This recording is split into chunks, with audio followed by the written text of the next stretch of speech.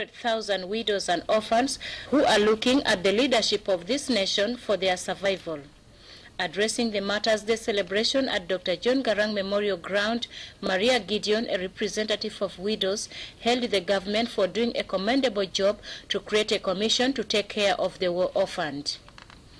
She said much needs to be done for this dispossessed sector of society whose families paid the price of the freedom the nation is enjoying today. We need help because we are sick. We want treatment. And we want doctors to be brought from outside to Southern Sudan, not from Southern Sudan to outside. We don't have means to reach that area. Also, we want a small business, a small job. نحن ما قاعدين نكتب كلنا. ولكن لو شعلوا أرام الليل ودوا مشان يمشي يقوشوا في مكاتب ويمشي يكون مسنجر يرسلوا للمكتب للمكتب إتو ساعدونا خلاص. Maria said the late Dr. John Garang and the rest of the heroes did not die in vain, but for the sake of liberation, the fruits being enjoyed today as a true testimony of their tireless struggle. Sentiment supported by the chairperson of the World Disabled Widows and Orphans Commission, Deng Dao Deng, who called on the nation to reflect the sacrifice made by the departed and do something positive for the country. Salute the memories of our martyrs whose sacrifice brought us peace, justice, and prosperity. Today, July 30th, is a day of reflection on the long history of liberation of our country, a day for emancipation of our people from the yoke of oppressive regimes in Khartoum. It is a day when our President of the Republic of South Sudan, General Salva Kiir Mayardit, declared for the memory of our fallen heroes and heroines. As people, we stand to thank our generation before us for their struggle for freedom. Deng said his commission has strived to better the lives of the war orphans with the little available resources, which include construction of 20 low-cost houses, training of the orphans, and availing farm implements for those engaged in agriculture, among others. Reporting for Sstv News in Juba, I'm Rejoice Gio Samson. We'd like to apologize for the wrong clip in the president's speech. A high-powered delegation from Khartoum Joint Security Committee headed by Sadiq Amir has arrived in the country. The team is in Juba to hold talks on security issues with South Sudan counterparts as part of the implementation of the cooperation agreements. Speaking at the airport, the spokesperson of the committee, Al-Muaz Farouk, said their mission in Juba is to discuss with the South Sudan Committee ways to solve security issues which have been thorny between the two nations.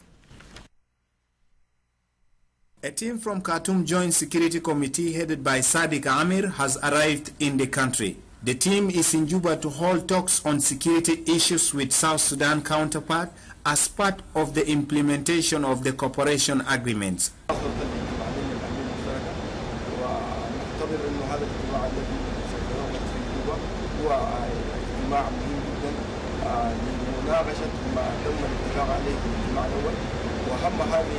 القرارات التي خرجت من الاجتماع الاول هي مساله تكوين تيم مشترك لمعالجه الاشكالات والاضطرابات التي فيما يختص مساله الشكاوى والادعاءات في الجماعات. Speaking at the airport, the spokesperson of the committee, Al-Muaz Farouk, said their mission in Juba is to discuss with South Sudan Committee ways to solve security issues which have been thorny between the two sisters nations. The delegation is coming to discuss some security issues. Mainly, it is a continuation of the meeting that was held in Khartoum in May. The delegation was supposed to come and continue talk in Juba here, but it could not materialize. Brigadier Biar Kir Deng, a member of South Sudan Security Committee, said it is the hope of the two sides that the talks will be fruitful and yield some results so that the people of these two countries can live in harmony and exploit opportunities for their benefits. Reporting for Sstv News in Juba, I'm Gore Anthony. Byong Deng, a lawyer who represented the government in the joint investigation team on the killing of Ngong Dinka Paramount Chief Kwal Deng, is accusing Khartoum of trying to play delaying tactics. Byong, who arrived from Addis Ababa today, said Khartoum delegation arrived late in the talks and instead claimed that Abyei is a shared area, leaving the agenda of the killing suspended. The talks will now resume in the next 15 days, where the killing of the chief will be on the agenda. الوثيقتين بتعني إنه السيادة في أبياي سيادة مشتركة، لأن كلا من الدولتين هي دولة مضيفة في أبياي، يعني host country. بالتالي نحن في أبياي يعني في وضع متساوي. فلكن برضو تعصبوا وقالوا لا نحن برضو قالوا إنه لا بد إنه التحقيق بعدين لما يتم، يعني قالوا إنه في اللجنة اللي هم كونوه في خرطوم، اللجنة دي عندها الاقتصاد، واللجنة بتاعت UN والمنظمة الوحدة الأفريقية دي بس تستمع وتشوف اللجنة دي عملت شنو، تراقب عملها، لكن ما تكون عندها صلاحية التحقيق. وقال إنه حتى التقرير المفروض تعمل اللجنة دي تكون بعد ما كل الأطراف اللي هو الأعضاء الأربعة يكونوا وافق عليه، وده مغاير للإجراءات اللي بتتم بداخل بتاعت اللجان دي، بتتم على حسب اللوائح بتاعت منظمة الوحدة الأفريقية. اللوائح دي بتقول إنه إما لو حصل تراضي ما في مشكلة، لكن إما القرارات لازم تكون ب2/3 يعني ثلثين بتاعت العضوية. بالتالي نحن لو 4 معناها 3 لو قالوا كده المفروض الشغل ده يمشي، هم رفضوا. عشان كده رئيس اللجنة أوقف العمل ورفع المسألة للاجتماع بتاع امبارح بتاع مجلس السلم والأمن الأفريقي، والمجلس قرر إنه خلاص يدوكم 15 يوم للتشاور ويشوفوا السودان ده اللي مسؤولينه يرفض. بعد ال 15 يوم لو رفضوا لو قبلوا في خلال ال 15 يوم ما في مشكلة، نحن بنرجع ونواصل العمل. لكن لو رفضوا يبقى بعد 15 يوم بننادي الاجتماع اللي هو يوم 14، وهم لو ما جو وما وافقوا بعد ذاك مجلس السلم يتولى الامر، وبعد ذاك بيقرر انه يعمل ايه. نظري انه التقرير ده يعني كان تقرير متوازن، يعني احسن من بعض التقارير المشهد قبل كده، ولانه هو في كلامه من المسائل الرئيسيه اللي اشار اليها، يعني هي متوازن شديد بالنسبه لموضوع بيئي، ما عليه ممكن المواضيع الاخرى ممكن. South Sudan Red Cross has donated an assortment of non-food items to over 2,000 returnees stationed in Apadan, northern Barghazal state. The Red Cross Program Director, Peter Dude, said the organization will work hand in hand with the state government to provide humanitarian aid to the returnees to make them live a comfortable life. Come to the aid of returnees stationed in Apadan, northern Barghazal state. The humanitarian organization has donated an assortment of non-food items to over 2,000 returnees still languishing in the state. According to the Red Cross Program Director, Peter Dude, the organization will work hand in hand with the state government to provide assistance to returnees to make them live a comfortable life. Apadan in Awil town is the biggest center in accommodating returnees, including people who have been displaced by flood, straining the little resources of the state, which initially had a population of 600,000, which has now swollen to over 1 million people. There is Stephen, as a Stephen News.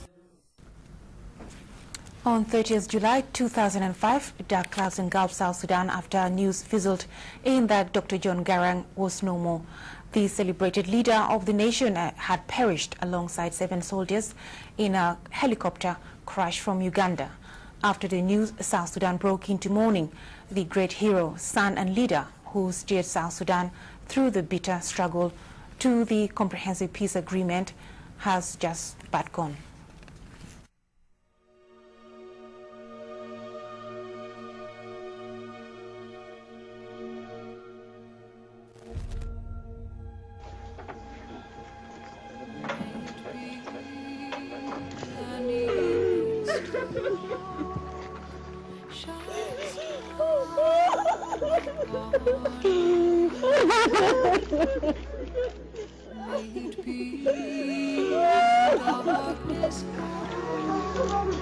This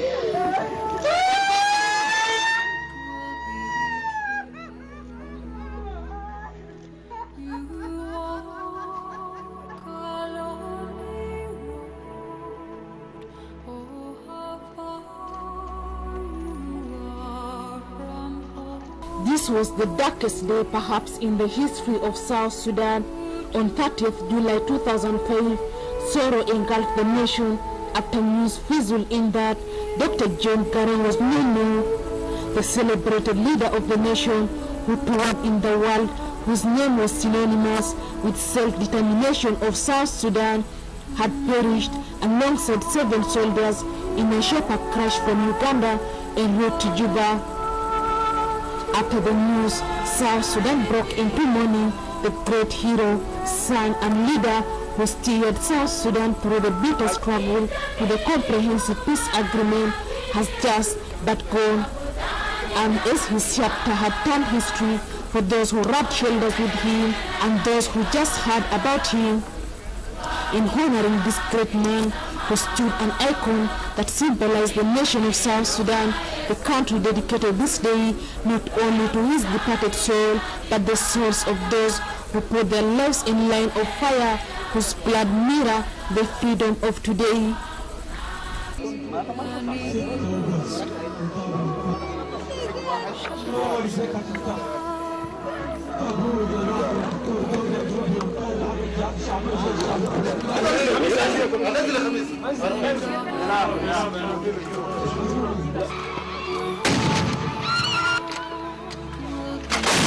And so, as the nation marks the 8th anniversary of Martyrs' Day, it behooves upon all and sundry to think of the wailing widows whose husbands never returned home from the battlefields, the orphaned sons and daughters who never got an opportunity to share a fatherly moment, and widowers whose great wives stood firm to the true meaning of liberation struggle. So the leaders of today have no excuse ever not to live the dream of the founding fathers and a united and prosperous South Sudan. Leila Osman, Sstv News, Juba. South Supreme Airlines is now seeking a mutual agreements with regional airlines before venturing into the international market. Ayi Duang, who was in Nairobi to meet the Kenya Airways management for such cooperation, said the agreements will entail such major flights support the new upcoming airlines in case of emergencies. The airline is in the process of commencing flights to neighboring countries of Kenya, Uganda and Ethiopia before embarking on international routes. Sudan, we shield jab dal Uganda, ashanajibu una Kenya, Sudan, dala ittifaq batana, wasalna fiyu, ومشينا بين متشارع قانون بتاعنا وبدأ سير وقانا مذكرة بين 4 دول عشان نتعاون مع بعض وبعدك لنا اللجنة الفنية عشان يراجعوا ونتم توقيع النهائية بين الشركات المتعاونة بكل دول المجورة على أساس نصل لتقديمات لكل مواطن في جمهورية جنوب السودان ودول المجورة معه ده حسب الاتفاق مشينا فيه. That's all we have for you today. Wishing all the best for the week.